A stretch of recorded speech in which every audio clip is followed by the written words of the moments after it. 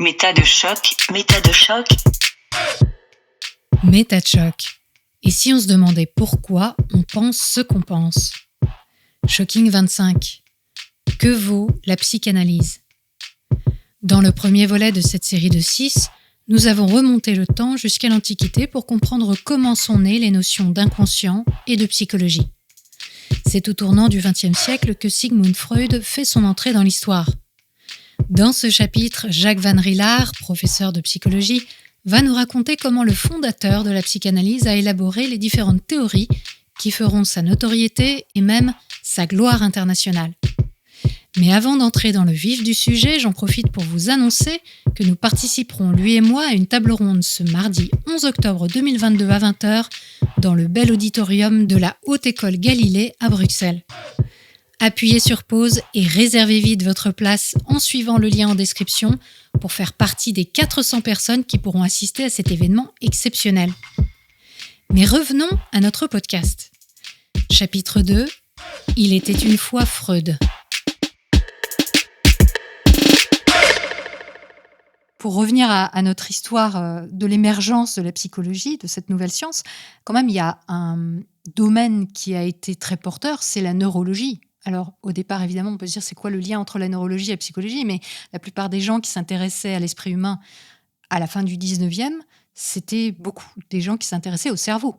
Oui. Notamment, vous citiez Maurice Bénédicte, qui est un neurologue. C'est un neurologue, oui. Et qui s'intéressait à l'hystérie, etc. Oui. etc.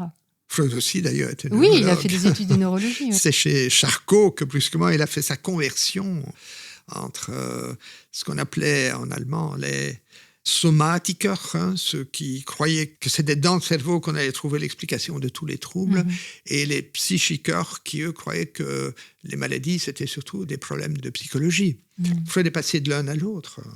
Il a d'abord étudié le cerveau et les maladies du cerveau. Et puis, chez Charcot, devant les scènes théâtrales, avec les hystériques et avec Janet et tout ça, il est devenu, si vous voulez, psy. Oui. Et c'est vrai qu'à l'époque, si on resitue un peu le moment où Freud arrive, puisque là, on arrive justement à cette époque charnière, là, de la fin du 19e siècle, début du 20e, finalement, la psychiatrie est extrêmement tournée vers une vision purement somatique. Oui, c'est ça. Et on se dit que tout est lié au corps physique. Donc, c'est lié au cerveau, que toutes les maladies sont issues de lésions cérébrales ou héréditaires. Donc, il faut faire juste une auscultation pure et simple du patient, l'envoyer dans un sanatorium peut-être s'il a besoin, faire des traitements du type hydrothérapie, administration de choc électrique. Alors, certes, modéré, on est peut-être loin de ce qu'on voit dans les films d'horreur, mais voilà, on est dans des applications vraiment physiologiques pour traiter des problèmes de psychose, etc., etc. Oui. Donc, Freud, il arrive à la charnière de ça. C'est-à-dire, il fait des études de neurologie, il rencontre Jean-Martin Charcot en France, qui, lui, fait des expériences, enfin, des démonstrations, on va dire, sur les femmes hystériques en les hypnotisant. Et puis, Janet, lui, il est psychologue. Il n'est pas neurologue. Il a d'abord fait des études de philosophie. D'accord. Et il était professeur au Collège de France, donc on a dit, il était quand même extrêmement connu, fondateur de la psychologie clinique, on peut dire, aujourd'hui, avec ses théories sur l'inconscient. Et il a, lui, publié un premier livre fondateur en 1889, donc là encore avant Freud. L'automatisme psychologique, oui. Voilà, et lui, sa particularité quand même, c'est important à dire, c'est que lui, il a commencé à parler du fait qu'il fallait écouter les patients, justement, sortir de cet aspect purement somatique. Oui. Le basculement s'est opéré aussi chez Charcot, qui au départ est vraiment un neuropathologiste. Donc, il a fait des découvertes au niveau de la neurologie. Il y a la maladie de Charcot, il y a encore toute une série. Ces travaux de neurologue sont restés célèbres. Oui, Janet a aussi développé alors vraiment l'idée que les troubles doivent trouver des explications psychologiques, encore qu'il y a des notions somatiques. Il dit par exemple que chez les hystériques, les psychasthéniques et tout ça, il y a une faiblesse psychologique qui fait qu'il y a des idées, par exemple, qui ne parviennent plus à être intégrées, qui deviennent inconscientes et qui vont rendre malades. Et lui, il parlait d'idées subconscientes. Oui. De souvenirs traumatisants, etc. Oui, il préférait le terme subconscient à inconscient. Parce que, justement, il trouvait que le terme d'inconscience, chez Freud, que Freud a d'abord utilisé comme adjectif, ce qui est tout à fait, je crois, respectable, correct. On peut parler de processus inconscient. Oui. Mais Freud en a fait assez rapidement une espèce d'entité interne à la personne. C'est ça. Bon, pour Janet, il n'y avait pas non plus, je pense, une barrière aussi nette entre le conscient et l'inconscient que chez Freud. Il y a d'ailleurs des auteurs qui utilisaient le terme d'inconscient ou de subconscient, mais qui mettaient fort en garde contre l'utilisation de ces termes. En particulier, William James, qui est le père de la psychologie américaine, qui est un grand nom de l'histoire de la psychologie, encore qui va abandonner la psychologie au profit de la philosophie, il va surtout faire de la philosophie à partir d'un certain âge, mais son grand manuel de psychologie, les principes de la psychologie de 1890, il y a des pages où il parle des différents auteurs qui parlent de l'inconscient et du subconscient. Lui-même adhère à cette notion. Il dit que lui-même a étudié le fait qu'une série de comportements s'automatisent, etc. Et il a étudié combien de temps il fallait pour qu'un comportement se désautomatise. Et donc, il reconnaît la pertinence de la notion d'inconscience, mais il dit attention, avec la notion d'inconscient, les psychologues vont pouvoir dire tout et n'importe quoi. Oui, parce qu'on a vite fait de dire c'est un phénomène inconscient, vous n'en avez pas conscience, mais moi je vous dis que c'est ça. Oui. Par exemple. Oui. Donc, il peut y avoir une sorte de suggestion, oui. imposer des idées aux patients sous prétexte d'un aspect inconscient. Oui. Donc ça, c'est quelque chose sur lequel il y avait déjà des mises en garde à l'époque. Ah oui, bien sûr, parce que l'explication est trop facile. Hein. Ouais. Par exemple, les comportementalistes reconnaissent que les personnes ne sont pas bien conscientes, d'une part, de ce qu'elles font, qu'elles grignotent, par exemple, sont bien conscientes, et n'ont pas non plus conscience de ce qui va déclencher certains types de pensées, ni de ce qu'elles essayent d'éviter. Oui, on ne nie pas de part inconsciente, mais après, il ne faut pas l'utiliser. Mais il ne faut pas trop rapidement dire, je me souviens notamment d'une conférence à Louvain de Lebovici, qui à l'époque était un grand psychanalyste, et qui disait, les gens qui achètent des voitures comme ça, avec un grand capot, des voitures sport, c'est pour compenser leur impuissance sexuelle. C'est vite dit. C'est une généralisation quand même, forcément abusive. Sur quoi ça repose ? Oui, moi je pense qu'il y a des gens qui achètent ça parce que simplement ils veulent se valoriser, mais qui par ailleurs, sexuellement, n'ont aucun problème. Hein. C'est une explication qui est trop facile et qui alors est utilisée par un expert, un peu comme les prêtres qui vous disent ce qui se passe au ciel alors qu'ils n'y ont jamais été. Il y a peu d'écrits sur ce qui se passe vraiment au ciel. Hein. Qu'est-ce qu'on fait ? Est-ce qu'on écoute de la musique ? Est-ce qu'on danse ? Est-ce qu'on lit ? En tout cas, pour revenir à Janet, vous disiez tout à l'heure que c'était quand même un auteur qui était intéressant à lire. C'est vrai que quand on se penche un peu sur ce qu'il a proposé, il est quand même le précurseur de la compréhension des peurs, par exemple. Il citait à l'époque le conditionnement pavlovien, qui était à l'époque quelque chose de très nouveau et d'assez... qui était assez osé, en fait. Et puis aussi les questions de stress post-traumatique, en tout cas des choses qu'on peut rapprocher de notre compréhension actuelle du stress post-traumatique, avec les idées fixes, subconscientes, qui donnent lieu à des activités automatiques étranges, etc. Tout ça, c'était des choses qu'il avait déjà commencé à analyser. C'est dans le prolongement de Charcot. Hein. Là, on commence à faire le lien vraiment avec la psychologie contemporaine. Finalement, on voit comment cette psychologie naissante de l'époque posait les bases de ce qu'on étudie encore aujourd'hui. Et d'ailleurs, pour conclure sur Janet, pour situer un peu quand même le personnage et à quel point il était central à l'époque, c'est quand même lui qui a inspiré les surréalistes. Louis Aragon, André Breton ont fondé le mouvement surréaliste sur ces idées-là qui développaient de subconscient, de souvenirs traumatiques, des choses un peu étranges. Et souvent, on a cette idée que c'est plutôt lié justement aux idées freudiennes. Les surréalistes, si je ne me trompe, avaient aussi gardé de respect pour Charcot, qui était un peu tombé de son piédestal après que l'on eut compris que notamment les stades de l'hystérie qu'il décrivait tout ça, et qui produisait devant une assemblée d'hommes, pas seulement de médecins, mais aussi des philosophes, des gens qui venaient voir, des lettrés, et que en fait, c'est lui qui les induisait, au fond. Elles se rejetaient vers l'arrière. Il y avait une civière, d'ailleurs, déjà préparée, pour pour qu'elle ne tombe pas par terre. Donc, on voit bien le mécanisme. Bernheim, à Nancy, qui était le rival de Charcot, disait qu'il avait trouvé 1 ou 2 patientes qui faisaient exactement ces crises comme elles étaient décrites dans les livres de Charcot à la Salpêtrière. Et il dit que c'était des femmes qui avaient passé quelques années chez Charcot. Donc, il y a une très forte suggestion. Oui, il y avait donc une très forte suggestion. Qui a été comprise au bout d'un moment. On oui, a pu qui a été identifier comprise, oui, notamment un Belge, Delboeuf, qui était professeur à l'Université de Liège, qui est allé voir tout cela. Il dit tel hypnotiseur, tel patient, et tel patient, tel hypnotiseur. Il dit, bon, les premières expériences hypnotiques, la manière dont ça s'est passé va imprégner l'hypnotiseur qui alors va continuer à faire de la même façon et façonner sa théorie à partir de là. Oui, donc tout ça nous donne à voir le contexte dans lequel Freud est arrivé finalement et à partir duquel il va, lui, construire sa propre théorie. Donc ce serait bien qu'on situe Freud déjà par rapport à d'où il vient, ses origines socioculturelles. Donc c'est un Viennois. Enfin, il n'est pas né à Vienne, mais enfin, il est arrivé à l'âge de 3 ans.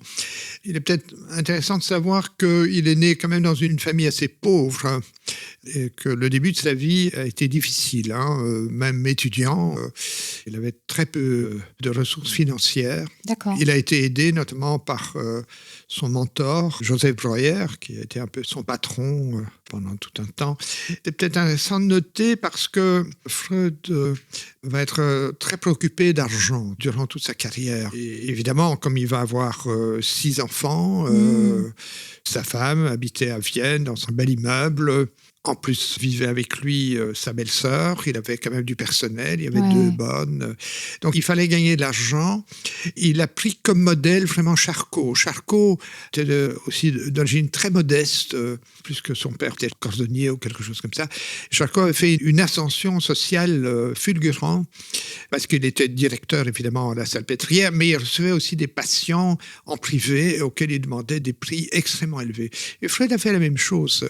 Il a été fasciné par Charcot, vraiment, même s'il a critiqué sur un autre point. Mais il espérait devenir pour la psychopathologie ce que Charcot avait été à la neurologie, en quelque sorte. Mais alors, comment est-ce qu'un enfant d'une famille pauvre devient médecin ? Parce qu'il a quand même un doctorat en médecine.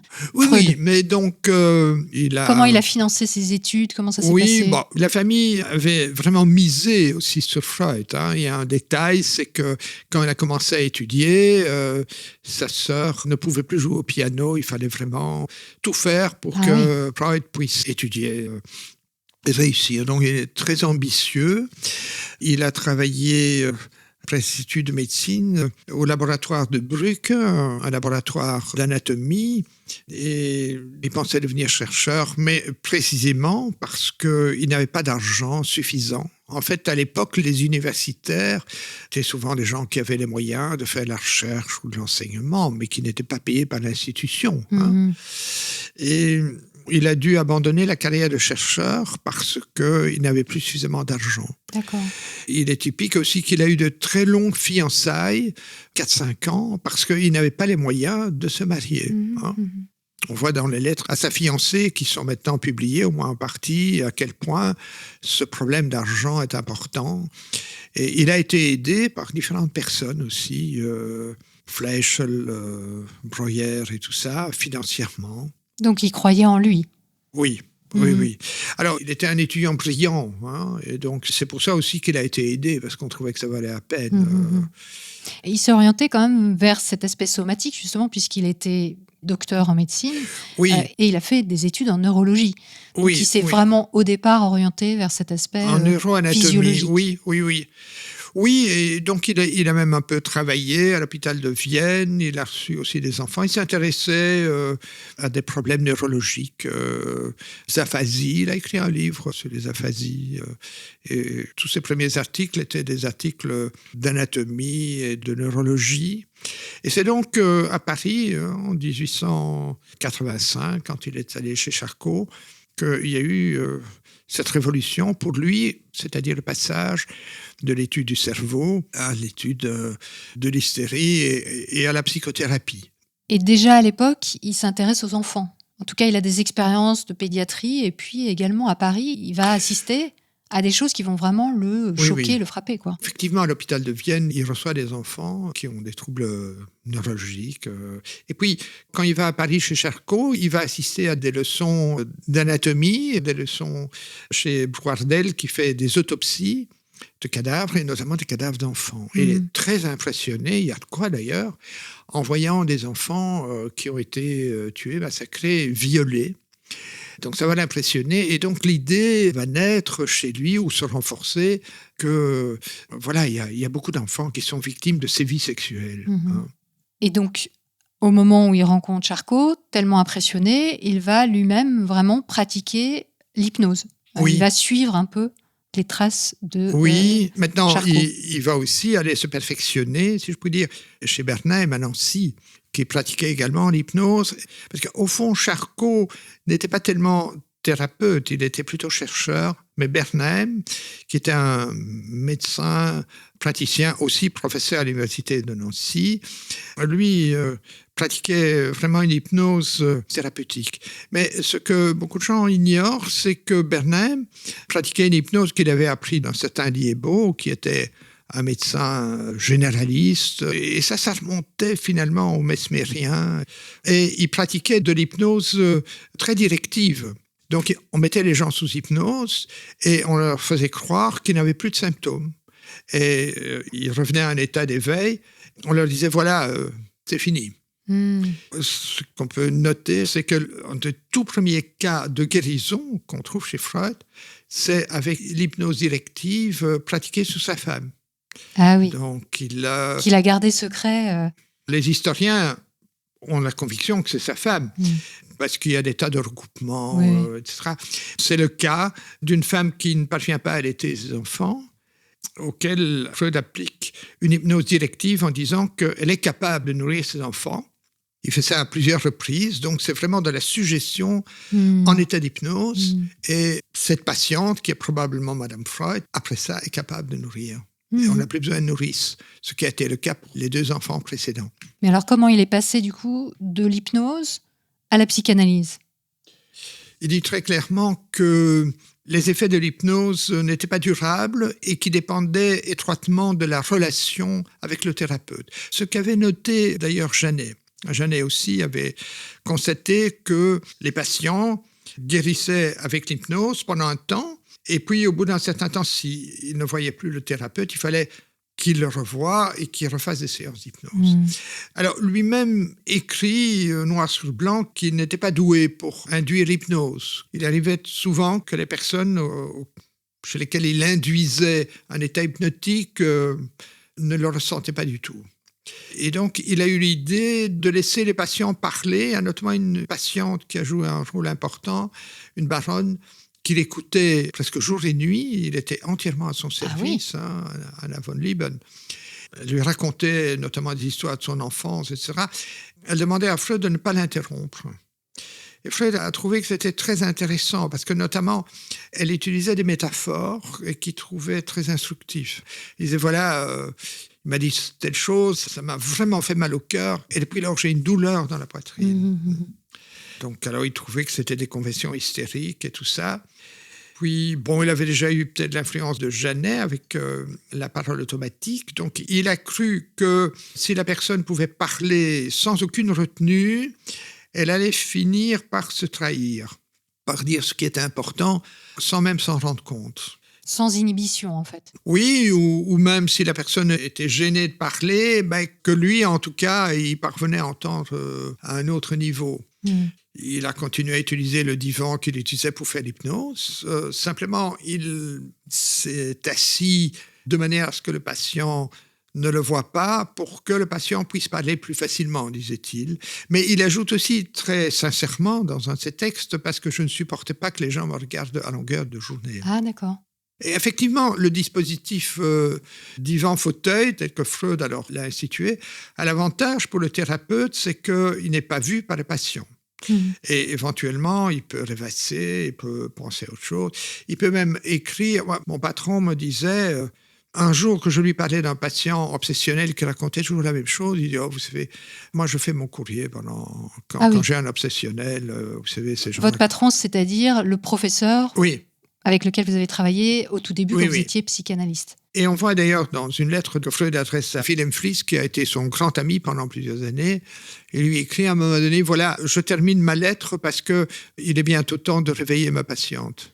Donc il avait mis la patiente sous hypnose, et en fait pendant ce temps-là, il fait son courrier. La position divan-fauteuil a aussi l'avantage, c'est que le thérapeute peut sommeiller, fermer les yeux, penser à autre chose, ou même faire un démo croisé. Donc c'est une position fort confortable.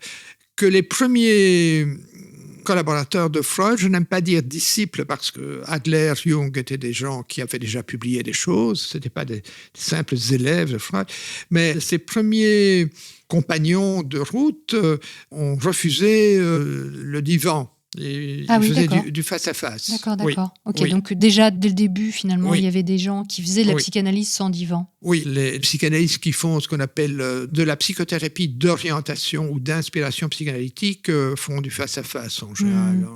C'est plus courant, Oui. Et alors, il y a un personnage quand même qui est fondateur chez Freud pour la psychanalyse, c'est Joseph Breuer, qu'il a rencontré et avec qui il a écrit un livre en 1895, et avec un cas. Parce qu'à l'époque, on parlait beaucoup de cas, on présentait des cas comme Charcot le faisait. Le fameux cas d'Anna O, qui était réputée hystérique et qui avait effectivement des symptômes assez forts, puisqu'elle avait peur de l'eau, elle oubliait sa langue maternelle et elle avait des convulsions. Donc ça faisait quand même pas mal de symptômes. Voilà. Et alors, parlez-nous un peu de ce cas qui est quand même un cas fondateur, qui est souvent cité dans l'histoire de la psychanalyse. Oui. En deux mots, Breuer était un personnage remarquable. Il était le médecin de la haute bourgeoisie et de l'aristocratie viennoise. C'était un homme très réputé en tant que médecin, mais c'était aussi un chercheur. Et notamment, il a mis en évidence le réflexe de la respiration, qui s'appelle le réflexe de Hering-Breuer, donc en travaillant au laboratoire de Hering. Et donc il est resté dans l'histoire des sciences. Oui, absolument. Et c'était un personnage qui était très soucieux de recherche scientifique, etc. Alors, il a traité une jeune fille qui s'appelle en réalité Bertha Pappenheim en 1880, qui est venue pour une toux opiniâtre qui ne parvenait pas à disparaître, et il a eu le sentiment que c'était hystérique. Il a pratiqué avec elle de l'hypnose, mais elle se mettait spontanément en hypnose. L'hypnose était à la mode à l'époque. Il y avait des démonstrations au théâtre, et donc elle se mettait sous hypnose, et sous hypnose, elle racontait toute une série de choses, et dans certains cas, le symptôme après ça disparaissait. Donc l'exemple par excellence que raconte Breuer, c'est la phobie de la boisson. Donc, à un moment donné, Anna O ne parvenait plus à boire. Elle prenait des melons et des fruits pour avoir un peu de liquide dans le corps, mais elle ne parvenait plus à boire normalement. Et donc, dans un état comme ça d'hypnose, de semi-éveil, elle raconte qu'elle a vu la bonne donner à boire à son petit chien dans une tasse du service, et qu'elle a été choquée, furieuse, mais qu'elle n'a rien dit. Et elle raconte cette histoire, elle a fini de raconter, elle demande à boire et le symptôme a disparu. Breuer se dit au fond, il y a une série de symptômes qui sont l'expression d'émotions refoulées, réprimées. Elle a ravalé sa colère, mais en ravalant sa colère, elle est devenue incapable de boire. Il a suffi qu'elle exprime en mots ses émotions pour que le symptôme disparaisse. Il appelle ça la thérapie cathartique qui permet donc de défouler, d'abréagir l'émotion qui a été réprimée. Bon, il va traiter cette patiente pendant 1 an et demi, à peu près 1000 séances, parce qu'il la voyait souvent. Quand même. Oui, il la voyait quand même souvent 2 fois par jour. Ah oui. Oui. Et alors, il avait développé une relation très personnelle avec elle, à tel point que Madame Breuer était devenue jalouse. On le sait par la lettre de Freud à sa fiancée. Il a dû cesser de la voir parce que ça posait un problème pour son couple, mais aussi elle allait de plus en plus mal. Et donc, elle est venue pour une toux opiniâtre et elle finissait par avoir des hallucinations, par ne plus parler l'allemand. Enfin, ça allait de plus en plus mal. Elle avait aussi attrapé une névralgie et donc elle prenait de plus en plus de morphine pour sa névralgie, mais aussi parce qu'elle se sentait mal, etc. Et donc, Breuer n'en sortait plus. Il l'a conduite à un hôpital où se trouvait la haute société et elle y est restée pendant 5 ans avec des sorties. Donc, à certains moments, elle allait mieux, etc. Mais en fait, ce qui est un événement historique important pour la psychanalyse, c'est que Breuer a écrit dans son ouvrage coécrit avec Freud, Les études sur l'hystérie, c'est le premier cas qui est mis en évidence. Et il dit, voilà, Anao avait été guéri de tous ses symptômes. Mm-hmm. Alors, cette Anao est apparu comme le cas princeps de la psychanalyse, le cas fondateur, le modèle. D'accord. Chez Breuer, le problème est l'expression des émotions, pas la parole. Anao elle-même avait parlé de sa cure par la parole, talking cure, ou de son ramonage de cheminée. Elle utilise des métaphores pour dire que grâce au traitement de Breuer, elle parvenait à extérioriser des choses qu'elle ne parvenait pas à dire. Donc ça, c'est l'idée centrale. Et c'est cette idée-là que Freud a retenue finalement. Alors oui, Freud a retenu cela. À partir du moment où on verbalise quelque chose. Oui. Alors, on peut s'en séparer. On peut sortir d'une maladie par le simple fait de nommer sa cause psychologique. Oui. Bien que il ne va pas reprendre tout à fait les idées de Breuer. Par exemple, il ne va plus attacher beaucoup d'importance aux émotions réprimées. Il va toujours chercher des significations inconscientes. Donc, il va plus loin, lui. Ça va quand même dériver autrement. D'autant plus qu'il savait, on va y revenir, qu'Anao n'avait pas été guéri. Et alors de là arrive l'idée du refoulement, qu'il met beaucoup en avant à partir de 1896, donc très rapidement après la publication de ce premier livre, et émerge la théorie de la séduction. Alors racontez-nous ce que c'est la théorie de la séduction, qui a été quand même un élément important pour lui, qu'il a ensuite abandonné. Oui, Freud a été convaincu, comme je l'ai dit là tantôt, en assistant à des autopsies d'enfants qui avaient été violés. Il a l'impression quand même que beaucoup d'enfants sont maltraités sexuellement. Ouais. Il va penser que les troubles que lui traite principalement, c'est-à-dire l'hystérie et le trouble obsessionnel, ce qu'il appelle la névrose obsessionnelle, ce qu'on appelle la névrose obsessionnelle à l'époque, que c'est toujours dû à des événements sexuels qui ont été oubliés et refoulés. Et c'est typique, quand on lit les textes de Freud, il insiste sur le fait que c'est pathologique parce que ça a été refoulé. Mm-hmm. Et qu'à partir du moment où ça redevient conscient, il y a guérison. Mm-hmm. Alors, il va rechercher chez tous ses patients des sévices sexuels ou des expériences sexuelles. Il pense que dans le cas de l'hystérie, l'expérience a été malheureuse, que dans l'expérience des névrosés obsessionnels, la personne en a tiré un certain profit, mais s'est sentie culpabilisée. Mmh. Et que, notamment, chez les obsessionnels, il y a très souvent une très forte culpabilité. Il va rechercher toujours ces scènes, mais avec une obstination que l'on peut lire dans les lettres qui maintenant sont publiées dans leur intégralité, les lettres qu'il adressait à Fliess, Wilhelm Fliess, qui était son grand ami d'époque. Et on lit par exemple qu'il écrit que voilà, j'ai dû insister tellement que j'ai menacé la patiente d'arrêter le traitement si elle refusait de se souvenir. Incroyable. Et alors, si vous lisez les articles de 1896, c'est typiquement cette année-là, il dit que pour retrouver les souvenirs de ses vies sexuelles, il fallait en moyenne une centaine d'heures d'analyse et qu'il fallait les arracher morceau par morceau. Donc on voit que Freud a beaucoup de peine à trouver ses vies sexuelles, sauf chez certains patients probablement. Hein. Il y a sûrement des patients de Freud qui avaient été réellement traumatisés sexuellement. Mais on voit bien que c'est très difficile. Et alors, en 1897, en septembre, il écrit une lettre à Fliess, qui est devenue très célèbre dans l'histoire de la psychanalyse, où il renonce à ce qu'il appelle la théorie de la séduction, et qui est remplacée par ce qu'il appelle la théorie du fantasme, ou ce qu'on appelle la théorie du fantasme. Enfin, alors, juste pour préciser, quand il dit séduction, en fait, c'était un euphémisme pour dire théorie de l'agression sexuelle, en fait. Oui. Au début, il écrit que ça peut être un frère plus aîné, que ça peut être un domestique, une bonne, que ça peut être un oncle, etc. Et puis, à un certain moment, ça va toujours devenir le père. Mmh. Et c'est quand il va élaborer la théorie du complexe d'Édipe, en 1897. Parce qu'il va alors dire en 1897 à Fliess, bon, je renonce à ma théorie. Donc la théorie de la séduction. La théorie de la séduction, parce que... Et alors, il énumère plusieurs raisons, dont 2 sont très importantes. Il dit parce que je n'ai réussi à guérir convenablement aucun cas. Et deuxième raison qui est importante, il dit parce qu'on ne parvient pas à distinguer ce qu'est la réalité et ce qui est la fantaisie, qu'on traduit en français toujours par fantasme. Il pense que tout ça est, dans beaucoup de cas en tout cas, le résultat des pulsions de l'enfant.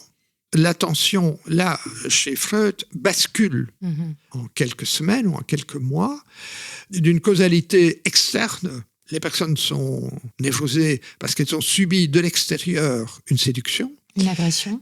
Et alors, à partir de 1897, ce sont les pulsions de l'enfant qui fantasment. Et donc, l'explication devient ce qu'il appelle la réalité psychique. La réalité externe, elle a peut-être joué, mais c'est pas sûr. Mais ce qui joue, ce sont les pulsions qui donnent lieu à des fantasmes. Et c'est la même année que Fliess lui envoie une lettre où il dit « Figure-toi que ma femme, en faisant la toilette de mon fils, a constaté qu'il avait une érection. » Et Freud dit « Bon, donc les enfants peuvent déjà avoir des érections en voyant leur mère. » Il se dit, mais moi aussi, j'ai dû vivre cet événement, et c'est à quelques jours près, qui se rappelle un incident. Il dit, j'ai dû voyager avec ma mère, on a dû faire le voyage à Leipzig ou de Leipzig, et j'ai dû la voir nue. Il ne dit pas, je l'ai vue nue, mais j'ai dû la voir nue, et ça m'a profondément troublé. Ça, c'est un récit de son enfance. Oui, et il va généraliser, et il ajoute, c'est ce qui explique le succès de la pièce de Sophocle, Édipe Roi, où l'on voit bien le problème d'Édipe, c'est que en fait, il couche avec sa mère et il tue son père. Encore que dans la pièce d'Édipe, on peut remarquer que la séquence est inversée parce que Édipe, dans la réalité, enfin dans la pièce, tue d'abord son père et puis il rencontre sa mère, Jocaste. Oui, et surtout, il tue son père sans savoir que c'est son père. Donc c'est même oui. pas par haine, par jalousie ou quoi que ce soit. Oui. Et sa mère non plus, il ne sait pas que c'est sa mère. Et Jocaste n'est pas vraiment sa mère. Enfin, biologiquement, oui, mais il a été élevé par une autre femme. Donc, il aurait dû s'attacher à cette autre femme. Donc, en fait, il y a notamment Vernon, qui est un spécialiste de la Grèce antique et tout ça, ont montré à quel point l'histoire du complexe d'Édipe, ça n'a rien à voir avec la pièce de Sophocle. Encore une fois, comme on l'a vu tout à l'heure, comme vous le disiez, avec la théorie de la séduction, où il veut absolument faire dire à ses patients ce que lui veut qu'ils disent, avec la pièce d'Édipe Roi, il fait dire aussi ce qu'il a envie d'y trouver. Oui, tout à fait. Et donc, finalement, le complexe d'Oedipe, vous avez raison, il faut vraiment le resituer, et le définir vraiment correctement, contrairement à la croyance populaire, on va dire, quand on parle de complexe d'Oedipe dans une conversation. Non, ce n'est pas juste vouloir se marier avec sa maman quand on sera grand, c'est vraiment vouloir coucher avec elle, avoir une relation sexuelle avec elle. Il utilise des mots très crus. Il dit avoir du contact sexuel avec sa mère et vouloir tuer son père. Donc en allemand, töten, c'est tuer. Il va répéter ça jusque dans son dernier livre, si vous lisez l'abrégé de psychanalyse, il va répéter que le complexe d'Édipe, c'est vraiment le désir du contact sexuel avec sa mère et l'élimination du père. Et ça ne correspond pas à ce qu'on lit dans les journaux que l'on trouve chez le coiffeur ou dans une autre salle d'attente. Alors après, il y a cette idée du pénis qui devient centrale chez lui, l'envie du pénis. Oui, en allemand, Penisneid. Il pense que la femme est fondamentalement inférieure à l'homme. C'était un préjugé de l'époque. Et la femme est fondamentalement frustrée toute sa vie parce qu'elle n'a pas de pénis. Il va dire, voilà, les femmes sont jalouses et c'est pour ça qu'elles n'ont pas le sens de la justice, etc. Donc, il va développer une vue vraiment très négative des femmes qui contraste avec les bonnes relations qu'il avait parfois avec des femmes réelles. Dans la vie. Dans la vie, oui. Encore que sa femme a été réduite pratiquement à élever des enfants. En tout cas, il considérait globalement dans ses écrits que la femme était quand même immature. Qui avait une perversion clitoridienne. Oui. Il disait que la petite fille s'intéresse à son clitoris, mais qu'elle ne devient vraiment adulte qu'évidemment si elle a des sensations vaginales. Et il y a aussi une critique de l'homosexualité comme étant une activité ou une tendance liée à quelque chose d'inaccompli, à du narcissisme, ou alors à une tendresse excessive de la mère. Oui, c'est ça. Il y a plusieurs explications. Il considère qu'en tout cas, c'est un arrêt dans l'évolution, parce qu'il y a une phase où les enfants ont des tendances homosexuelles, mais il y a des personnes qui restent fixées Notamment, il dit, à cause de la mère qui s'est montrée trop aimante et ils se sont trop attachés à leur mère. Et donc, ils ne veulent pas être infidèles à la mère en partageant leur vie avec une autre femme. Donc, ils vont se tourner vers les hommes. Oui, c'est cohérent avec son schéma, oui. On va dire. Mais alors, ce qui est quand même toujours typique chez lui, et qui est très irritant, en tout cas à mes yeux, c'est qu'il ne dit jamais « nous pouvons supposer que ». Il dit, voilà, c'est comme ça. Vous lisez, par exemple, Souvenirs d'enfance de Léonard de Vinci, où il parle longuement de l'homosexualité. Il dit, voilà, Léonard de Vinci, il a vécu seul avec sa mère, et donc il s'est attaché à elle, et donc il n'a plus voulu s'intéresser à une autre femme que sa mère. Mais donc, il donne toutes ces explications sans dire, c'est une construction que je fais, il y en a d'autres qui sont possibles, et ça, c'est très typique. Jung, d'ailleurs, raconte dans ses mémoires, Freud disait, je l'ai pensé, ça doit donc être vrai. Bon, alors, est-ce qu'on peut croire Jung? Ça, c'est une autre histoire. Mais c'est vraisemblable. Je crois que Freud ne prenait pas de recul à l'égard de ce qu'il pensait. Ouais. Donc, il pensait des explications et il croyait que c'était la bonne. Alors, en 1899, il sort son best-seller. Le truc qui va vraiment le lancer, c'est l'interprétation des rêves. En fait, 1 an avant le XXe siècle, il va demander à l'éditeur de mettre 1900. Oui. Parce qu'il pense sans doute que ça va révolutionner le XXe siècle. Mais en tout cas, c'est vrai que cet ouvrage va avoir une grande importance. Pas tout de suite, mais petit à petit quand même. Notamment l'intérêt de l'école de Zurich, donc de Bleuler, Jung et compagnie, ce sera la lecture de ce livre, l'interprétation des rêves. Donc Bleuler lit ce livre. Bleuler qui étant différent de Bruyère, dont on a parlé tout à l'heure. Attention, c'est pas la même personne. Bleuler, qui était le patron de l'institut, le grand institut psychiatrique de Zurich. Et donc, Bleuler lit cet ouvrage et il propose à son premier assistant, Jung, et à un autre assistant, à savoir Binswanger, de se rendre à Vienne pour faire connaissance de Freud. Et alors, un peu plus tard, vers 1908-1909, il élabore sa théorie sur les stades de la construction de l'enfant. Donc, stade oral, stade anal, stade phallique, stade de latence, stade génital. Oui. Ça va être pour lui, les grandes phases de développement de l'être humain, en fait. Oui. Il en est question dans son livre « Les 3 essais de la sexualité » qui date de 1905, mais en fait, c'est le livre qu'il a le plus retravaillé. Donc, il y a des tas de passages, on dit oui, c'est dans les 3 essais, mais on oublie de dire c'est de telle et telle date. Oui, d'accord. Est-ce que vous pouvez nous expliquer ces stades? À quel âge à peu près? Et quelle était sa théorie sur tout ça? Freud pense que le tout jeune enfant ressent du plaisir que lui va qualifier de sexuel en prenant le sein de sa mère. Donc ça, c'est le stade oral. C'est le stade oral. Je n'ai pas l'impression qu'il envisage le cas du biberon, enfin bon, peu importe. Il dit que c'est en prenant le sein de sa mère que l'enfant connaît une jouissance, un plaisir qu'il ne connaîtra plus par la suite, qui est le modèle de la jouissance sexuelle même. Il pense aussi que l'enfant éprouve du plaisir dans la défécation et aussi dans la rétention des selles. Grâce à quoi il peut contrôler ses parents. Donc ça, c'est un peu plus tard, c'est vers 2-3 ans? Alors, donc ça, c'est vers 2-3 ans. Il dit qu'il est au stade anal, auquel, pense-t-il, certaines personnes vont rester relativement fixées. Et notamment, il pense que les gens qui sont très avares sont les gens qui sont restés fixés à ce stade et que c'est pour ça qu'ils ne lâchent pas le morceau, quoi. Enfin, bon. Et puis, alors, il y a le stade qu'il appelle phallique vers 5 ans, où alors l'enfant s'intéresse, le garçon, beaucoup à son pénis et la fille au clitoris. Et puis, pense-t-il, il y a une phase de latence où la sexualité et la recherche de plaisir sexuel n'est plus très importante, croit-il. Donc, entre, disons, 6 ans et le début de la puberté, vers 12 ans.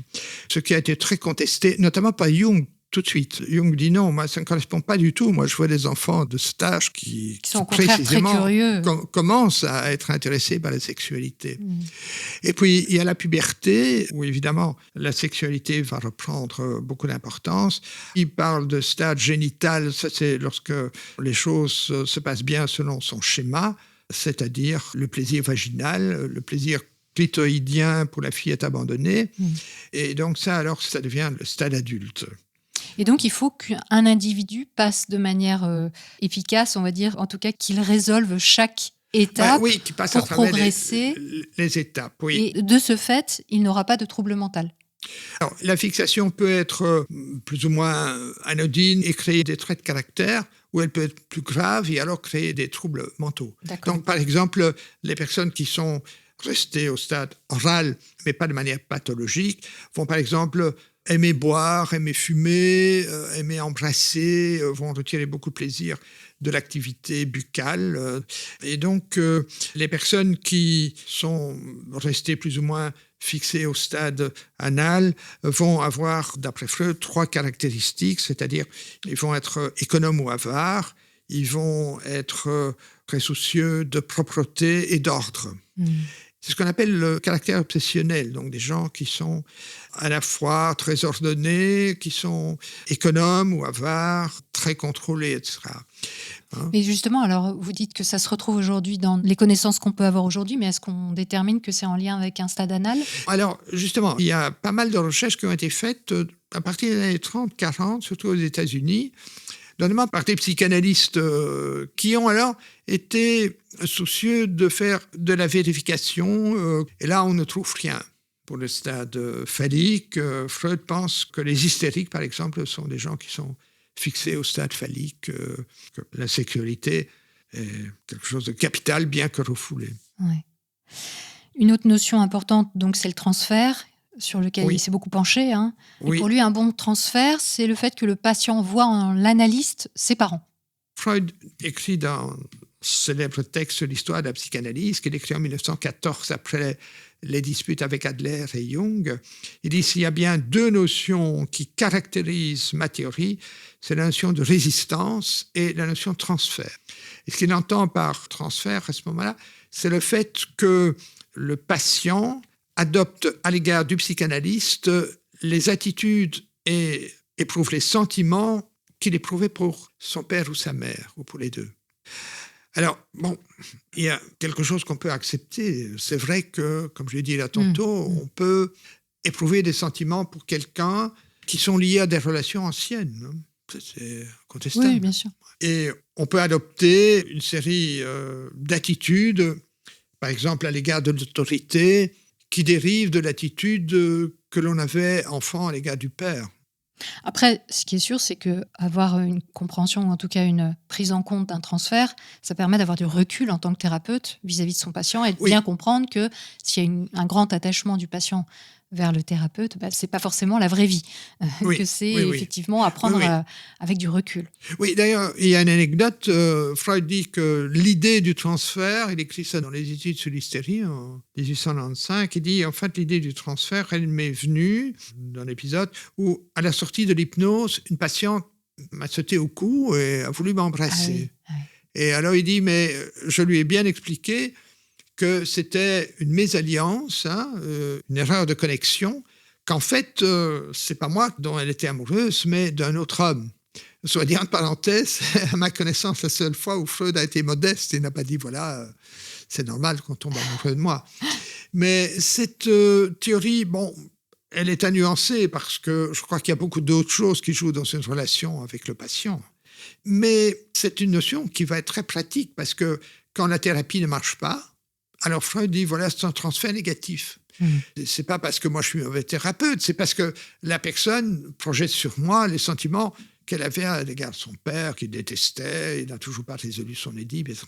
Donc c'est aussi une notion qui permet de se justifier à bon compte, la notion de transfert. Oui. Et il dira à la fin de sa vie, de sa carrière, il dira qu'au fond, la guérison va dépendre d'une meilleure compréhension de l'inconscient, mais aussi toujours du transfert.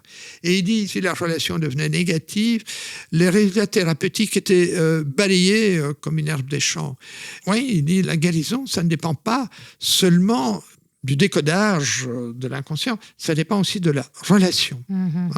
Ce que certains ça ouvre beaucoup de portes. Oui, ce que certains de ses élèves vont dire encore avec plus de force, comme Ferenczi, par exemple, qui a été quand même un de ses disciples préférés. Sándor Ferenczi dit « L'essentiel dans une thérapie, c'est le lien de sympathie ou le lien d'amour.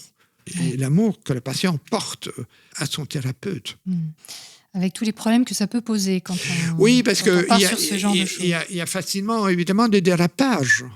Facilement. Parce que dans une psychanalyse classique, on va l'analyser plusieurs fois par semaine. Chaque fois, à peu près 45 minutes. Et pendant des années, c'est-à-dire que l'analyste devient la personne avec laquelle on a le plus de conversations intimes. Et on parle de quoi ? On parle de rêves qu'on interprète et on retrouve souvent la sexualité. Et donc, la patiente est couchée devant le psychanalyste et lui parle de ses fantasmes, de la masturbation quand elle était petite, etc., etc. Et donc, le thérapeute peut en être tout à fait émoustillé. C'est sûr. Même dans une thérapie comportementale, j'ai eu parfois, non pas des tentations, mais je pense notamment à une étudiante qui me dit, voilà, l'autre jour je vais à une bibliothèque et je vois, c'était vraiment l'homme qui me plaît, je m'approche et c'était vous. Hein? Ah oui, déclaration. Alors, il faut essayer de rester calme. Il ne faut pas dire, vous savez, si vous trouvez qu'elle est tellement formidable, je vous trouve aussi formidable, mademoiselle. Hein? On peut mettre la main sur le genou. Donc, effectivement, dans l'histoire de la psychanalyse, il y a beaucoup de dérapages. Oui. Tous ces éléments-là qu'on a évoqués, ils se retrouvent en 1920 dans cette fameuse théorie du ça, du moi et du surmoi. Oui. Qui modélise en fait le fait que l'inconscient, donc toujours cette histoire d'inconscient, s'exprime. Donc l'inconscient étant le ça, donc une espèce de cave sans fond, une espèce de puits sans fond dans lequel vivent les pensées et les pulsions qu'on ne veut pas avoir à la conscience. Le moi qui est en fait l'ego, qui est donc le médiateur. Le médiateur qui lui a conscience, c'est ce qu'on utilise dans la vie de tous les jours pour penser à soi et aux autres et aux événements. Et puis le surmoi qui est une sorte de censeur qui dit, ça reste inconscient, ça va dans le conscient. En gros, c'est ça, sa théorie.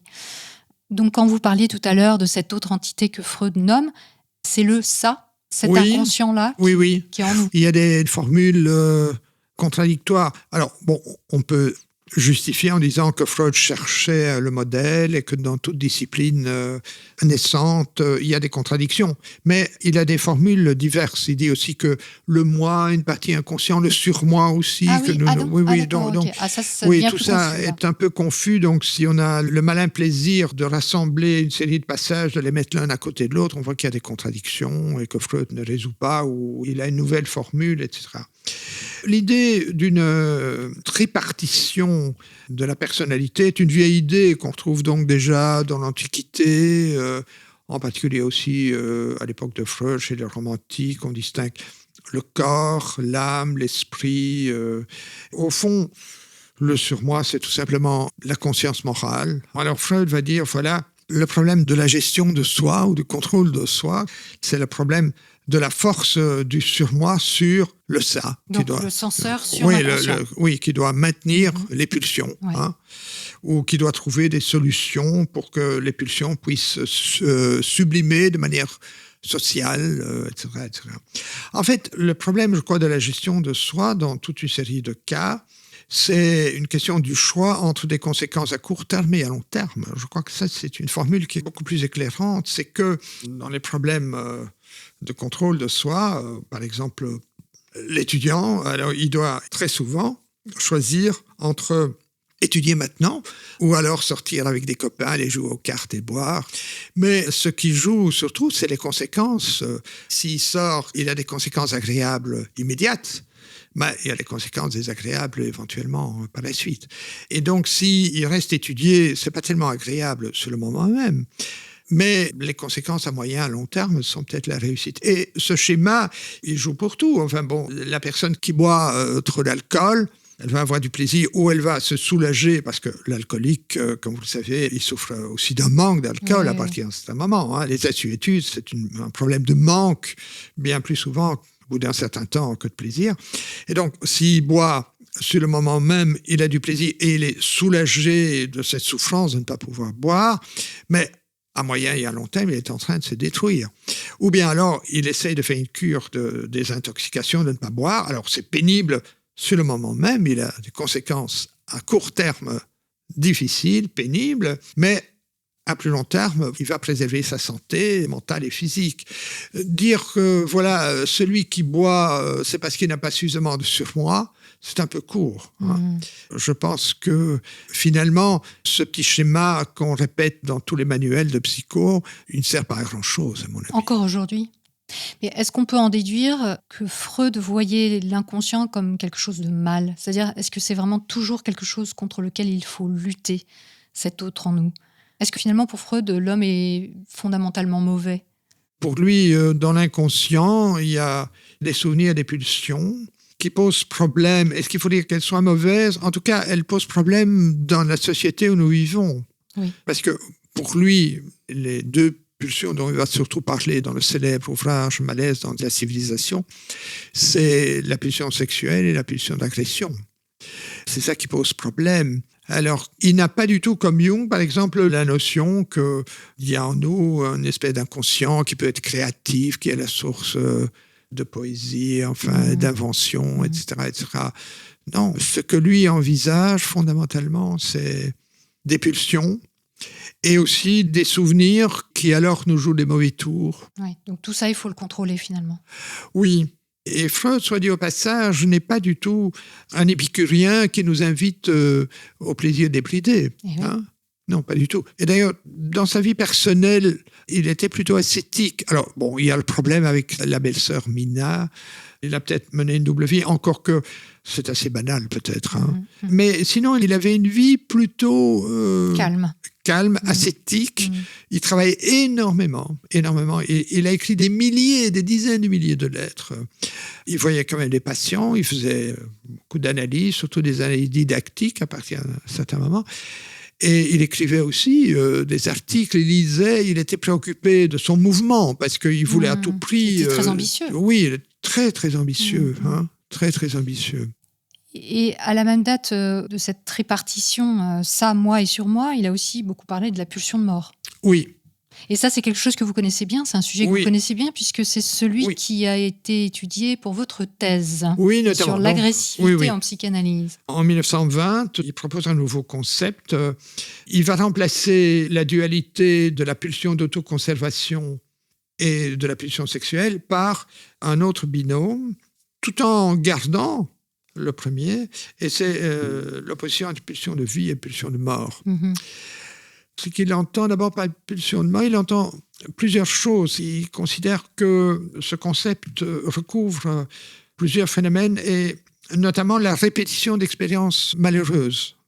Une chose qui était sujet de discussion à l'époque, après 1918, c'était les névroses de guerre. Et le fait que les malheureux qui avaient été traumatisés revoyaient des scènes, ne parvenaient pas à s'en débarrasser, et aussi que les patients répétaient toujours les mêmes erreurs, faisaient toujours les mêmes bêtises, en quelque sorte.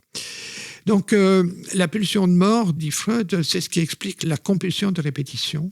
La pulsion de mort, dit-il aussi, c'est l'agressivité et l'auto-agressivité, l'autodestructivité, notamment la culpabilité, la mélancolie, l'autodestruction, etc. Et il dit aussi la pulsion de mort, c'est ce qui explique aussi que les gens ne guérissent pas. Ils ont beau faire la thérapie de la psychanalyse et bon, ça n'avance pas. D'accord, donc il y a une raison quand même assez claire si jamais ça ne marche pas. Oui, donc si ça ne marche pas, c'est la pulsion de mort. D'accord. Donc, comment est-ce qu'on peut expliquer, quand on connaît le contexte qu'on a longuement évoqué avant, que Freud ait eu autant de succès avec ses théories? On voit, vous l'avez dit, qu'il y a des personnes contemporaines qui le critiquaient, même les fondements de ce qu'il pouvait dire, mais aussi les résultats. D'après vous, qu'est-ce qui a joué en sa faveur, finalement, à cette époque-là? Il y a plusieurs facteurs, je pense. À l'époque, il n'y avait pas de thérapie convenable. Il y avait des thérapeutes comme Forel, comme Dubois à Berne, etc., qui faisaient de l'hypnose ou de la suggestion, ou qui donnaient des conseils, etc. Mais ça n'allait pas très loin quand les gens avaient des gros problèmes. Par exemple, ce que Freud appelle une névrose obsessionnelle, ce qu'on appelle aujourd'hui un TOC, trouble obsessionnel compulsif, avec des conseils, vous n'arrivez à rien. Oui, bien sûr. Donc, il n'y avait pas grand-chose. Et alors, Freud a donné une explication qui semblait mettre de la lumière dans tout ça, qui semblait permettre de comprendre. Ça paraissait simple aussi, parce qu'on avait beaucoup d'explications, beaucoup de théories. Oui. Comme des cases ou des étapes. Donc, on avait une explication relativement simple, compréhensible, Toute personne qui a lu un ouvrage de Freud, enfin la plupart des livres comme l'introduction à la psychanalyse et tout ça, comprend tout ça, ou les 5 leçons sur la psychanalyse. Oui, il écrivait très bien. Alors, d'un point de vue justement, littéraire. c'est un autre facteur. Freud écrit très bien et beaucoup. Et en allemand, comme vous disiez. Et en allemand, compréhensible. Et donc, il a rapidement eu des admirateurs qui ont fait sa publicité, qui ont écrit avec les mêmes concepts que les siens et qui ont diffusé ses idées. Alors, il a été très militant. Donc, il a réuni chez lui, à partir de 1902, 4-5 médecins, collègues, et puis ça s'est ouvert à d'autres personnes même, où il discutait de psychologie, mais il discutait surtout de sa théorie à lui. Alors, ça s'est développé. Il a eu la chance que Bleuler a lu son livre sur les rêves, a envoyé ses 2 principaux assistants, qui ont été assez convaincus.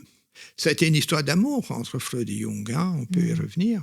Freud a été enchanté de la visite de Jung, et Jung était aussi très admiratif de Freud, qui était plus âgé, qui semblait avoir une théorie, qui tenait la route.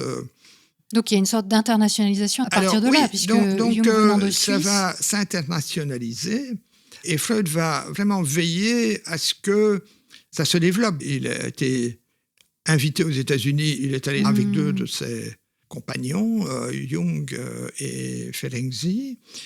Ça s'est assez bien développé aux États-Unis. En Europe, d'abord, bien sûr. En Suisse, il faut savoir qu'au fond, la psychanalyse s'est surtout développée à Zurich. Oui, parce qu'en France, à l'époque, en plus, il y avait un sentiment il y avait germanophobe très puissant aussi. La psychanalyse, dans les années 30, 40, c'était rien du tout. Ouais. C'était Janet, la neurologie et tout ça. Il avait quand même cette ambition de créer un réseau international. Je pense que là, on est face à une sorte de businessman, en fait, quelque part. Oui. Enfin, en tout cas, quelqu'un qui veut laisser une trace dans l'histoire. Ah oui, oui. Et à partir de là, effectivement, il s'est créé un réseau qui a répandu ses idées. Oui, il avait une très haute opinion de lui, très haute. À 2 ou 3 reprises, dans des articles et des livres, il dit, voilà, il y a eu 3 grandes révolutions de la pensée dans l'humanité. Il y a eu Copernic, c'est la fin du géocentrisme, donc au niveau astronomique, c'est une révolution. Nous ne sommes pas le centre de l'univers. Nous ne sommes pas le centre de l'univers, c'est la révolution copernicienne. Puis il y a la révolution darwinienne. Darwin montre que nous sommes des animaux et que nous ne sommes pas les princes du règne animal. Et puis il y a moi, qui montre que le moi n'est pas maître dans sa maison. Il écrit, il y a moi qui a montré l'importance de l'inconscient et de la sexualité, ce qui est faux. Non, tous ces thèmes étaient banals à l'époque, mais il le dit et les gens l'ont cru. Les surréalistes dont je parlais tout à l'heure se sont aussi emparés des thèmes psychanalytiques et tous ces fantasmes autour du rêve, de la folie, etc., ont été relayés aussi au travers de l'art. Après, évidemment, là, on arrive à la fin de la vie de Freud, puisque avec la montée du nazisme, finalement, en 1938, il fuit l'Allemagne. Il a été victime d'antisémitisme. Il y a même eu des autodafés de ses livres. Mais on a brûlé ses livres comme on brûlait les livres d'autres juifs. Oui, voilà, exactement. Pas en tant que psychanalyste, mais en tant que et donc juif, là, il fuit en Angleterre et puis il meurt en 1939, donc quelques mois après.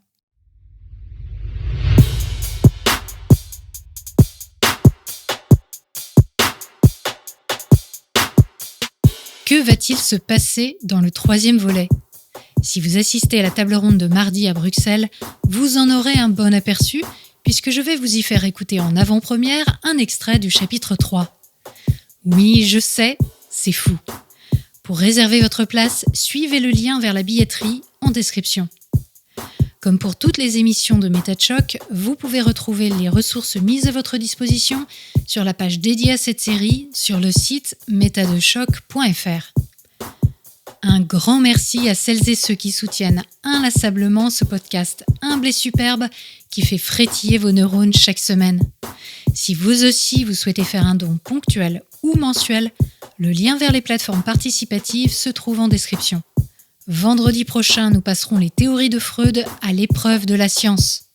Ça va être velu. D'ici là, prenez le temps d'observer la manière dont vous pensez et de la questionner. Vous n'imaginez pas ce que vous pensez.